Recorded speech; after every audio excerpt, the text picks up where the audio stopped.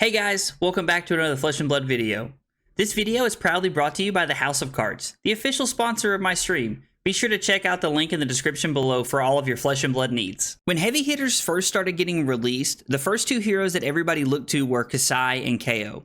Now, those were the first two heroes that everybody looked to because Kasai and Kayo were the two heroes that could be played with the card pool that we already had available to us. As we've started to see more cards from heavy hitters, I've really started to see some different iterations of the Kayo deck. At first, everybody was just playing Berserk and trying to go crazy and kill everybody on turn 1 or turn 2 or turn 3.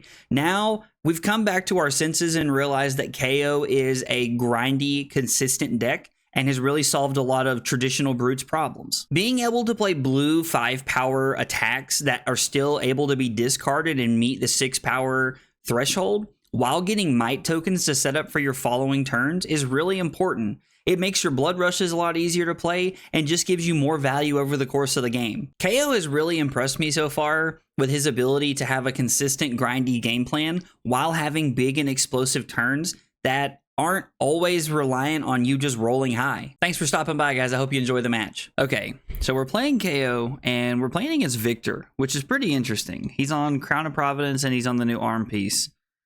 Okay, would gain power, gains that much -1, which is going to be pretty good into Bloodrush Bellows, I feel like. Also, like his random, like he just gets so much block here, and him trying to grind us out with the Miller's Grindstone is going to be pretty obnoxious. Yeah, I mean, all right, so he heaves a blue Thunderquake and passes here. Okay, what are we looking to do here? I guess we're just going to pitch Berserk and Wrecker Romp to play the Savage Beatdown. What I might do is roll Scabs here. I mean, I don't really have a play outside of...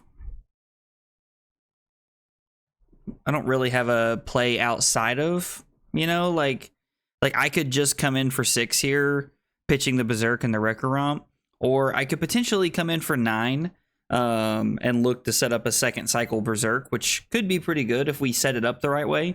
We just have to be patient and pitch stack here, because I imagine that old Victor boy here is going to try and play the longer game with us. What is happening? I'm going to ask if they're there, because I don't really know what's going on. Okay, so we're going to roll Scabs and see what we get. We get a 6, which is a pretty good start.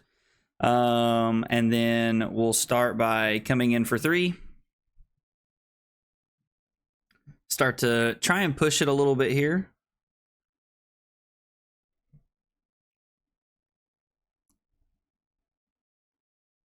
Rolling a 6 is a pretty good start. I really like the art on this card. I think it's pretty cool.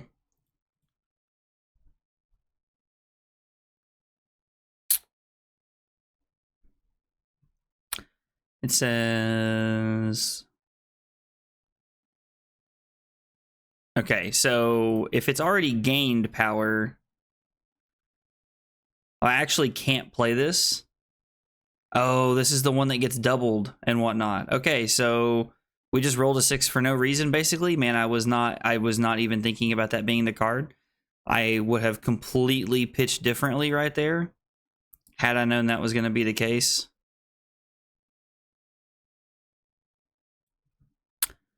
Oh, wow. Okay, so just coming in with Spinal Crush here.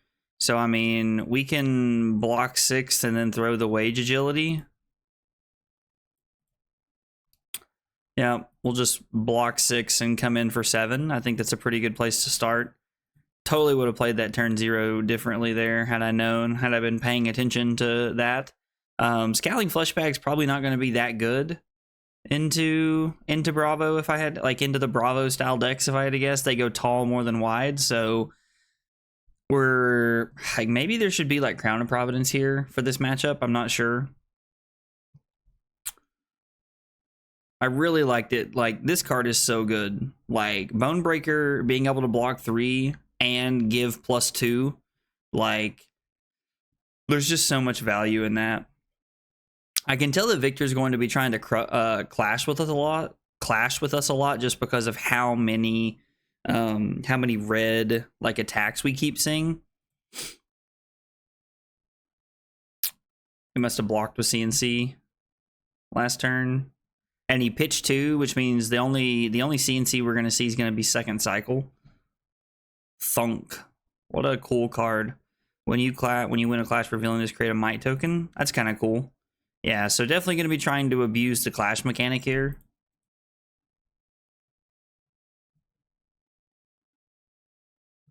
I mean, we could always just like use our Fate Foreseen here, depending on what they do. Let's see if they decide to wage a gold. They are going to wager a gold here. I really like this card. This card being a 3 for 7 is kind of cool. I mean, we can just give...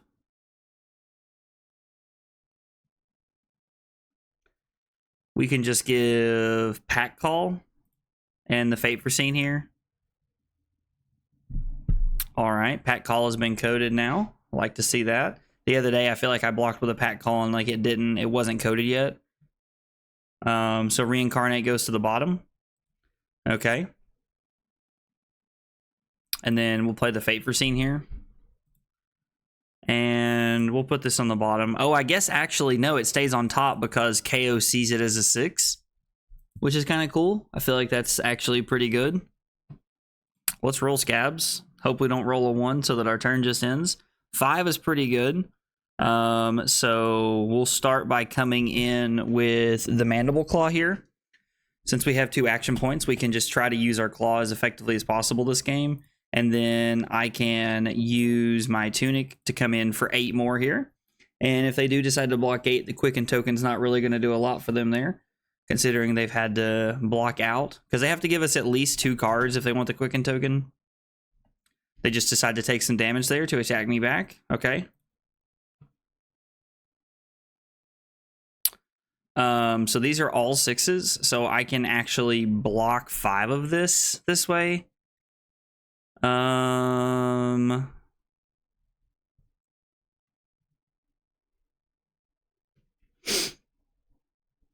mean, the Spinal Crush is good, but like, let's see. The next time you would be dealt damage, prevent X of that damage, where X is 2 plus the number of cards banished to play this. I think we should arsenal this card and try to set up a little bit here. I'm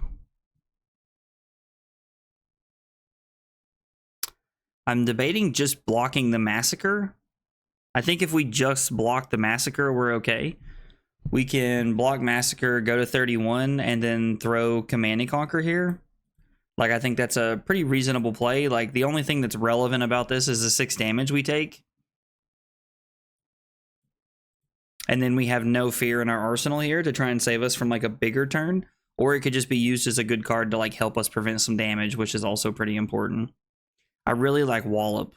Like that, like I just like the name of that card. It's really cool. So our opponent's gonna block CNC effectively. They want to block differently, I think. I think they could have just like blocked differently if they wanted to. Like they probably could have just hit undo blocks. Okay, so they keep Wallop in hand. And then we'll arsenal our no fear and pass here. Yep.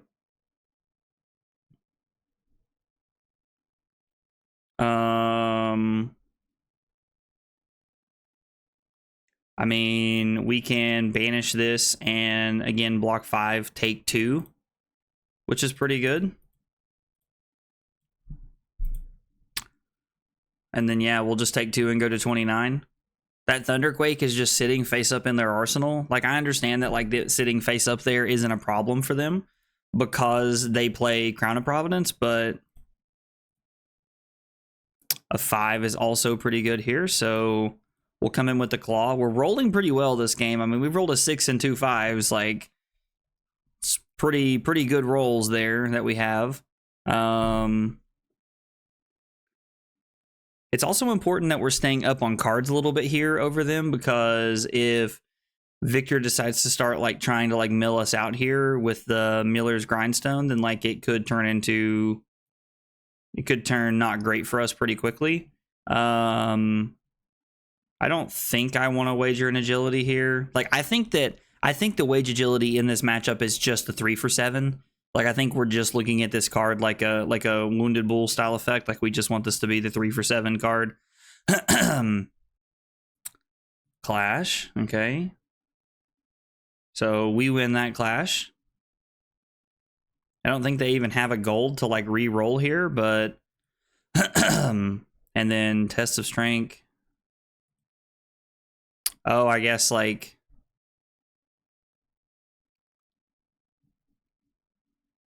I guess this hasn't been coded yet. Like something hasn't been coded there because we clashed and won and that was the end of it.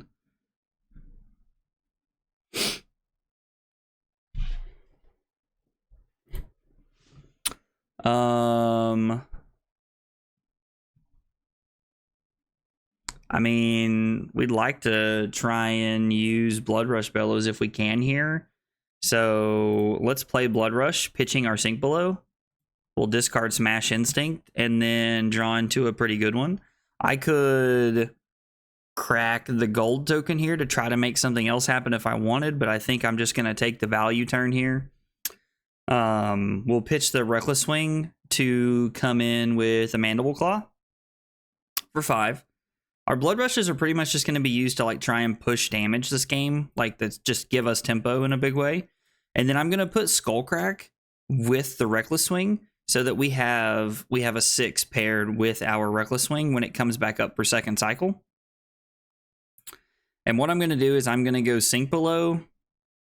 I'm going to go in my pitch deck. I'm going to go Sink Below, then Skullcrack, then Reckless Swing, because if we Sink Below something second cycle and draw into the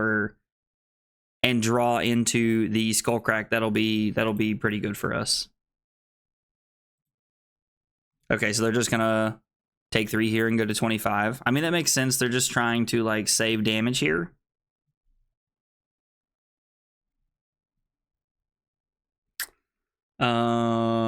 I actually really like this here. So what I can do actually is I can pitch Beast Within to come in with the Claw for 4, which they probably like, they may block, they may not block, I'm not sure here. But we get to come in for 4 because of the Might token. Discard the discard Mighty Windup here as like in the instant step or in the reaction step here to give this go again. And then we can actually pitch our Reckless Swing to play Command and Conquer. And then we'll have back-to-back turns of Reckless Swings here. And considering we're putting a Beast Within and in between the 2 Reckless Swings, we know we're in a good spot.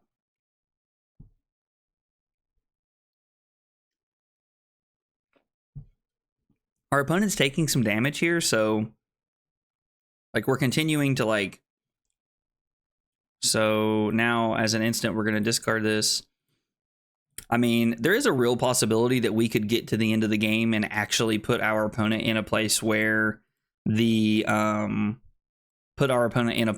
the Reckless Swings could matter in a lot of positions. If I'm being wholeheartedly honest, I don't really know who's favored in this matchup. Like, could be Brute, I don't know, could be the Guardians. Like, it's really hard to say for me. I don't really have enough experience to just tell you, if I'm being honest.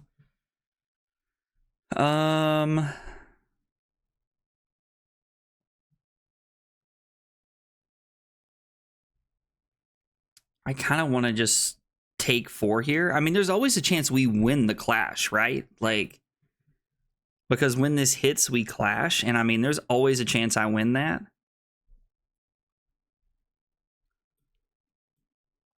And if I do win the clash, then like, oh no, we lost tear limb from limb. I mean, it's not really about losing the tear limb from limb here. It's more about losing the losing cards in general. I kind of want to discard this to make in during each of your action phases here. I think we'll just pass and we'll just play the resources here. Like, I think it's just better to just play the resources. So let's go.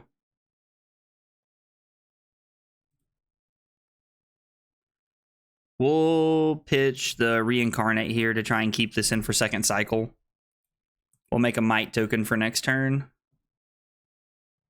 And then I could roll and try to get a little aggressive here if we wanted to. Or again, I could just come in for, this will be for 7. I think coming in for 7 and then swinging the swing and then throwing the swing big here for 10 is just a better play. Like we're taking cards out of our opponent's deck and we're applying a lot of pressure here. And then,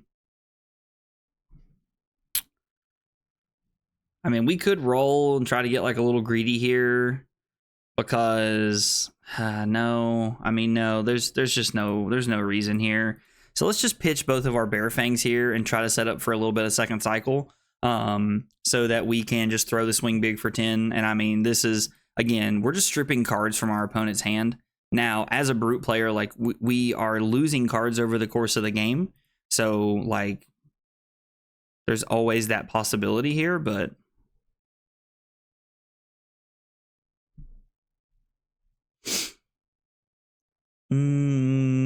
I mean, we could make an agility token. Don't really think that's our play. I mean, we could pitch Fate Foreseen and the agility windup to play Tear Limb from Limb and then try to come in for double. Let's start by drawing a card here. I think that's a better option for us. We'll just draw a card here. I don't really think we have anything that like lets us abuse that. So lets us abuse gold in our deck. All right, 2's not great, but it is what it is. You know what? Let's draw another card here. We'll pitch the Tear Limb from Limb.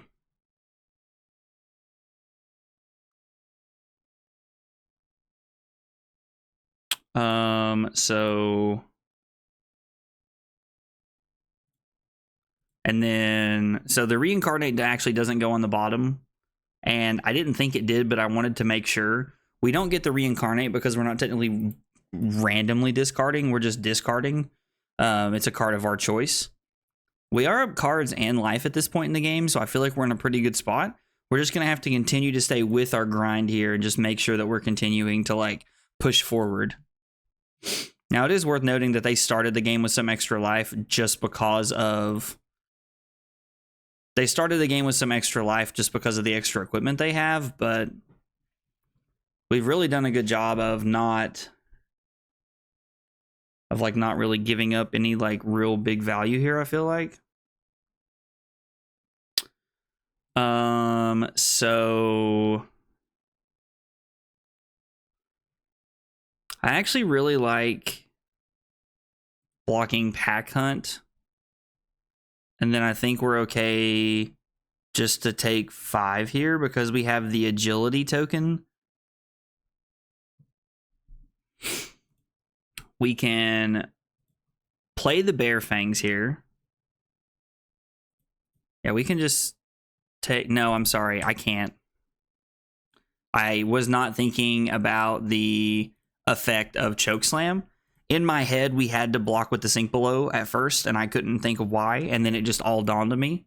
You have to forgive me. I'm a pretty new brute player, so like it's not exactly all there for me just yet, but we are working on it. So is this an attack or attack action? Your next attack gets go again here.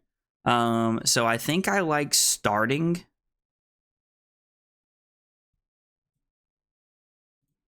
I think I like starting with the claw here.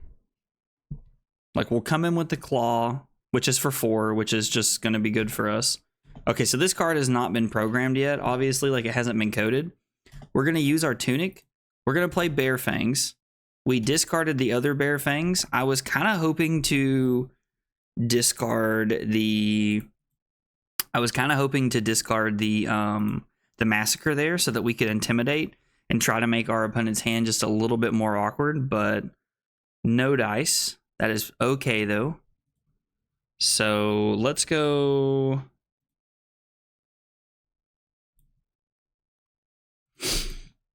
Let's just block this here. I don't really want to give our opponent any kind of like value with the hammer if I can help it. And then we'll just pitch our red and our yellow to come in here with a Massacre for 7 because of the Might token. Our opponent's going to have to try and find a swing turn here. And I'm curious to know what that's going to look like for them. Like, what does a swing turn look like for Victor? Like, is it Rouse or Zealous, or like, you know, like how do they try and flip the game on its head? I'm gonna go Bearfang then Beast Within in hopes of trying to make that just a little bit better for me. So the fact that this blocks for 2 is not great. I could block the Bonebreaker and the Might here, and then on my turn we could... I kind of just want to take 8 and play my hand. Like, we can roll Scabs before we play Bloodrush here, because depending on what we get, if we do hit a 1, we can also just discard these. But hitting a 6 gives us like the most value in the world, I think. Like, this is so good. Not gonna lie, you hate to see drawing that right there. So what we'll do is come in with the Claw for 5, and then we'll pitch our No Fear to come in with Savage Feast. We'll discard the Smash Instinct, which will give us an extra card. We'll probably end up only throwing 2 points here anyway, regardless this turn, but we're doing what we can to try and make this happen. I mean, being able to attack for 8 more here and then Arsenal Sink Below is still a really solid play. The discarding effects will start to get us over time. Like, we will probably run out of cards faster than our opponent will, just because of the random discarding effects, which I'm not a huge fan of. Like, I kind of don't like that that's the case. And then we'll go Wind Up, then No Fear, and then Arsenal the Sink Below.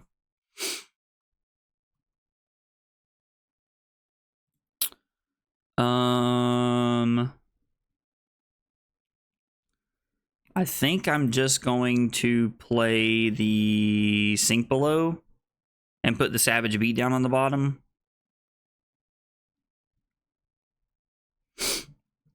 I think that's the route we want to go. Didn't they block with this last turn?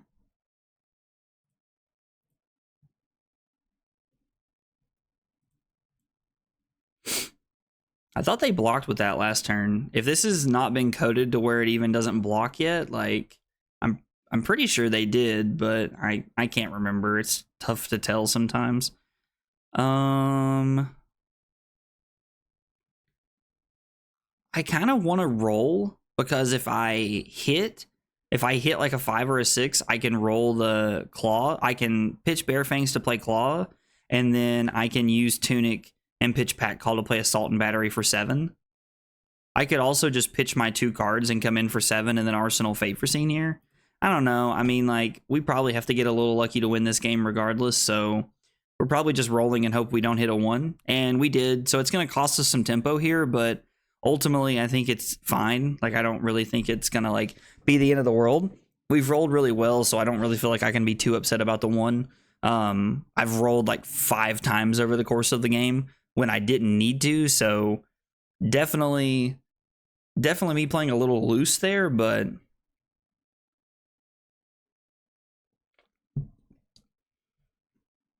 I think with the D-React in our hand, I think the upside definitely outweighs the downside.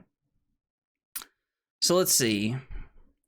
Bloodrush number 1, Bloodrush number 2. Have we played all 3 of them? Yeah, so there's all 3 Bloodrushes, and we have our opponent down to 14.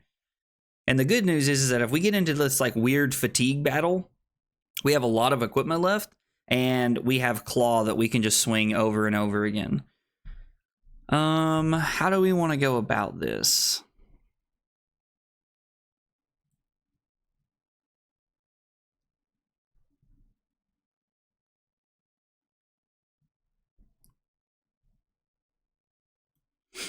So let's do this, and then let's play the Foreseen, see what's on top. I was like, we're looking for a yellow or better on top of our deck. We're actually going to put that on the bottom because Beast Within can't get it, and we're just going to banish cards, and I really don't want that. So, oh, it doesn't matter. It went to the bottom. So we're going to leave the Wrecker Romp on top of our deck. That's a pretty good one. And then we're gonna roll again. Hope we don't go back-to-back ones here. That is unfortunate, but it is what it is.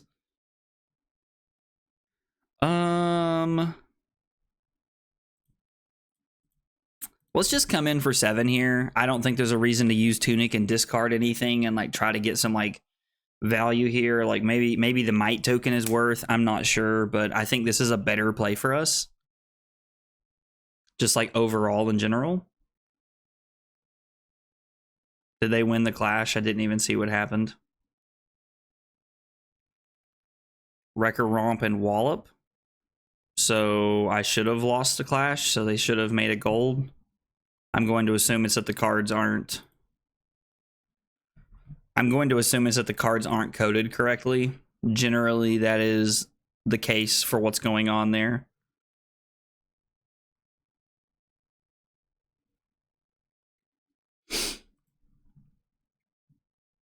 I mean, they're going to go up to 21 and then down to 17. If we're at 22, like, are we better off just to block here?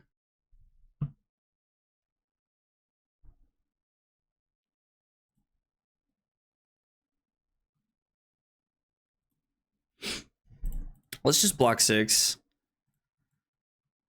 I keep hoping they'll play like a Zealous Belting or a Rouse so that I can like in some way try to like value get go again here off of well, I guess we'll just come in for 6 here.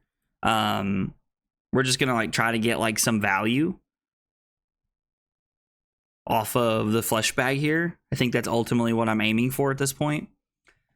Like, we have a few life to give, but we kind of have to be careful because we really want tempo going into like their turn here at the end of the game.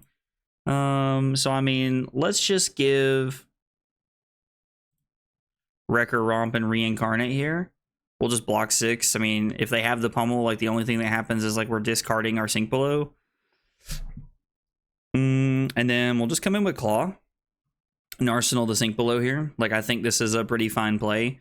If we go back and forth on the whole weapon trading game, technically they are going to win that game because their weapon is for 4 and mine's for 3. But I thought we pitched this to where it's set up a little bit differently, but obviously I am mistaken. So let's block 3, and then we'll give the Sink Below, and we'll put one of the Reckless Swings on the bottom. And then, I mean, this is a perfectly fine hand here. We can't, I mean, I guess we can come in twice here if we roll well. So we roll a 3, so only 1 action point. I'm rolling pretty aggressively here because I think at this point in the game, like being able to throw multiple attacks a turn is going to be a very quick way for us to like try and win the game here. I'm probably gonna try and get value out of the Apex Bonebreaker here at some point.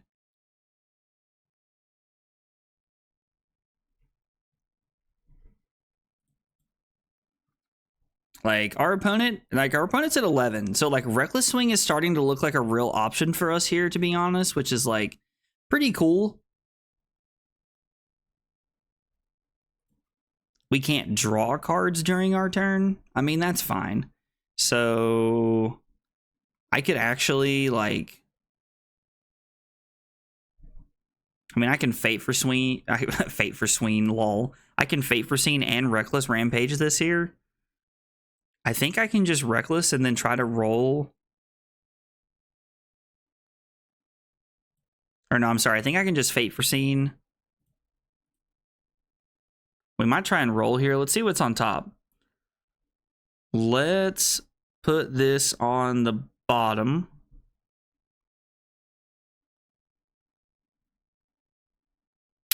And let's go to 10. I think going to 10 is fine. Like we have some life to give here that I think is not going to be the end of the world. So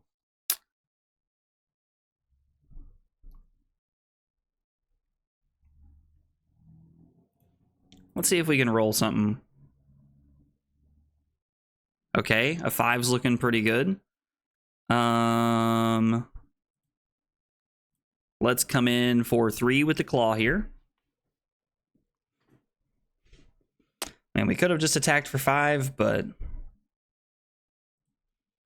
I think that's a pretty smart block with the Civic Steps there. Honestly, all things considered, I think that's a pretty good block from them.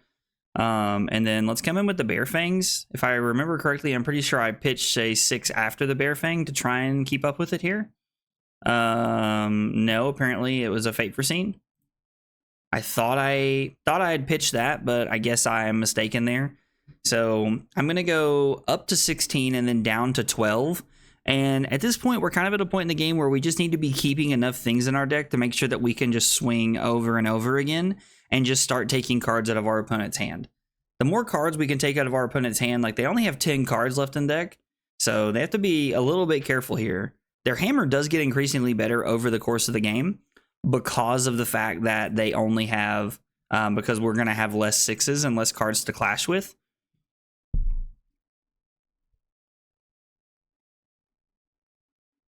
You may... Okay, so they don't have a gold, so they have to use Tunic.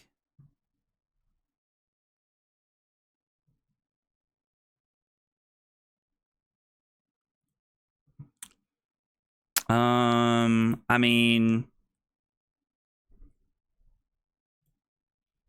I think we'll give up.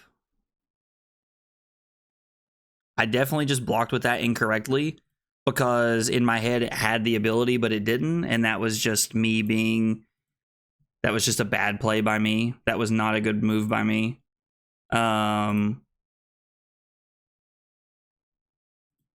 Let's play this first and see what we hit.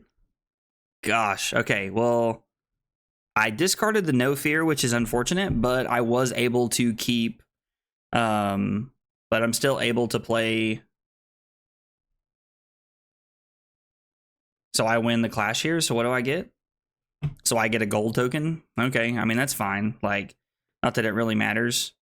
But, oh, he can destroy his... He's going to destroy this, and then I'm pretty sure we put him on the bottom, and then we clash again, is what happens here. I think that's what happens at this point in time. If it's coded correctly. And then I have a Berserk, and he has a Wallop. And so now he wins the gold token, I'm pretty sure, from the clash. And then we're going to come in with Beast Within on the Mandible Claw. We're just going to pitch the Beast Within to come in with the Mandible Claw here. We're just going to do our best to try and put our opponent, like try and run our opponent out of cards here, honestly. Okay, they're at 5. They're almost there. Like, we have almost got them into Beast Within range. Or I'm sorry, into Reckless range.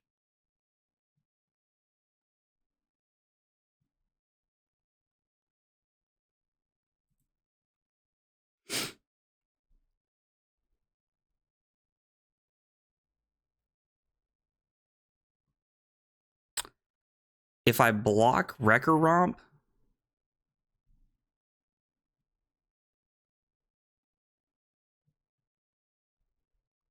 they're going to go up to 9 and then down to 5. I don't know. I kind of want to play the Beast Within here.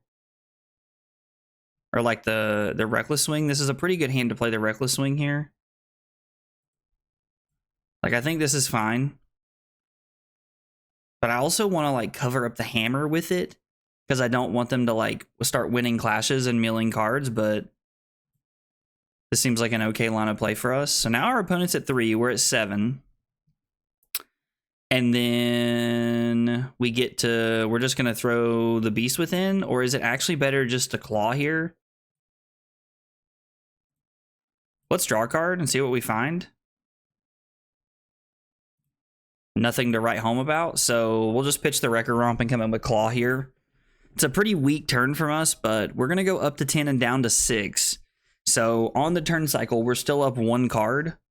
We've managed to like play pretty patiently and try to like pitch some of our better cards here.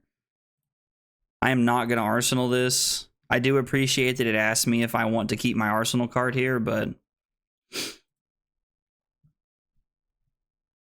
I mean, this is going to be hammer for 5. And I get to give Reincarnate and the Scabs here, which is perfectly fine. Okay.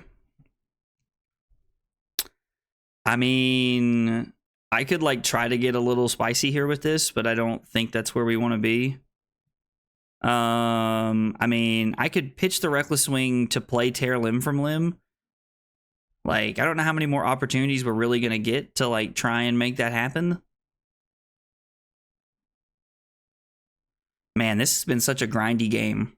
This has been such a grindy game. This is, like, a really interesting decision point here. Because we're going to discard the Wrecker Romp to make the Might token. Let's go for it here, honestly. Which is, like, kind of crazy to think about.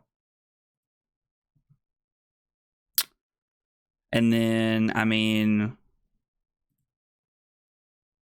We're still only going to come in for 3 here, but if we hit a 2-coster there, we were able to like try and play something, but it is what it is. We're going to go up to 8 and then down to 4. So again, like we have the luxury of being okay with going to 1 here. Like we just have to play around overpower and dominate and things like that, but our opponent can never go down to 2 because they're just dead. Like, it's just literally in our next hand here.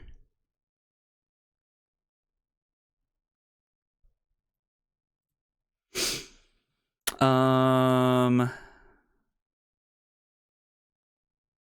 mean, we could get kind of lucky here if we wanted to, like, try and roll. If I blocked 4 here, I could take 3, go to 4, and then try to make a big hand out of this with Scabs. I mean, I think that's definitely our best chance of like being able to... I think that's our best chance of like trying to be able to end the game right here. Because our opponent goes up to 5 and down to 1. Alright, let's get a little lucky on our roll here, please. Okay. Well, we need to get a little lucky again here. Make a Might token. This is for 8. Like, we might just be able to end the game this turn.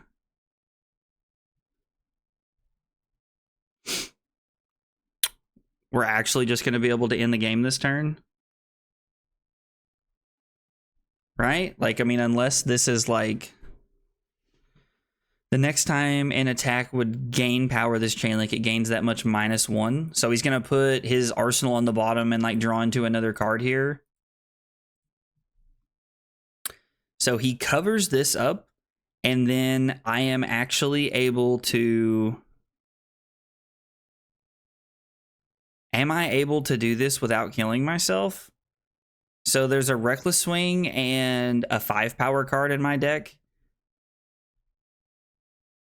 Those are the last 2 cards in my deck. So if I pitch the Wrecker Romp for the Mandible Claw and I discard the Beast Within, I'll banish that. So I can't make that play.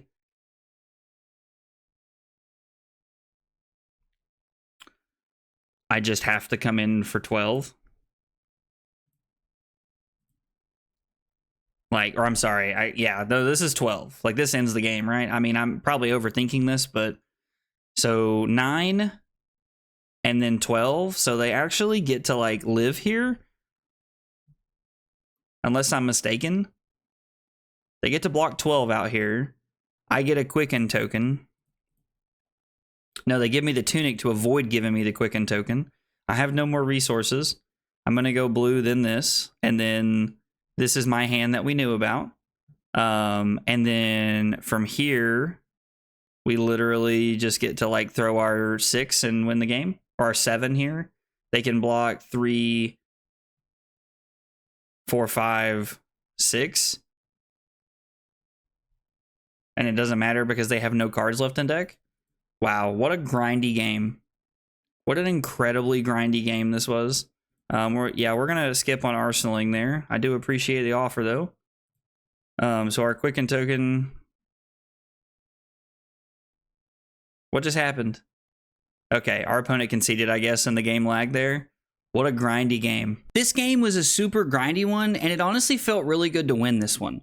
Everybody knows that I'm not traditionally a brute player, so being able to win a grindy game against a guardian hero felt really good. Now Victor and Kayo are still being figured out, so I'm not sure if that's what this matchup will look like over time, but I imagine that brute and to guardian is going to be a grindy matchup no matter how you set it up. I've only played a few games on Kayo, but I really like what I've seen so far, and to be honest, if I don't make day 2 of the calling in Hartford, you might see me playing Kayo in the Battle Hardened. Guys, if you see anything you think I could have done differently, let me know in the comments down below. I'd love to hear about it. If you enjoyed the video, be sure to like and subscribe for more content. Thanks for watching, and I'll see you next time. Take it easy, guys.